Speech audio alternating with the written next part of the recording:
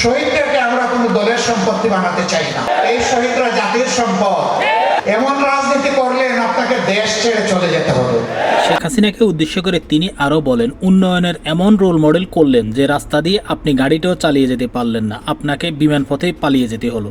অপরদিকে তিনি শেখ হাসিনাকে ধন্যবাদ দিয়ে বলেন, শেখ হাসিনাকে ধন্যবাদ, তিনি যেটাকে কালিমা হিসেবে জাতির কপালে লিখে দিতে চেয়েছিল, কিন্তু জাতির ছাত্র জনতা সেটাকে সানন্দে গ্রহণ করেছিল। কারণ তিনি সবাইকেই বলতেন রাজাকার। শেষ পর্যন্ত সবাই সানন্দে গ্রহণ করেছিল, তুমি কে আমি কে, রাজাকার রাজাকার। জামাত নেতা অতীতের ইতিহাস টেনে বলেন, 850 বছর আগে লক্ষণ সেন বাংলা থেকে পালিয়েছিল, আর দ্বিতীয়বার আপনি পালিয়ে গেলেন। তিনি আরও বলেন, আপনি পালিয়ে যাওয়ার পর আপনার কাজের লোকের অ্যাকাউন্টেও 100 কোটি টাকা পাওয়া যায়, অথচ বেগম জিয়ার মতো আপসহীন নেত্রীকে আপনি মাত্র 3 কোটি টাকার মিথ্যা মামলায় বছরের পর বছর জেল কাটিয়েছেন। দলমত নির্বিশেষে সবাইকে উদ্দেশ্য করে তিনি বলেন, শহীদরা আমাদের জাতীয় সম্পদ। শহীদদেরকে কোনো দলীয় পরিচয় না দিয়ে আসুন আমরা শহীদদের এবং তাদের পরিবারের এবং আহতদের পাশে দাঁড়াই।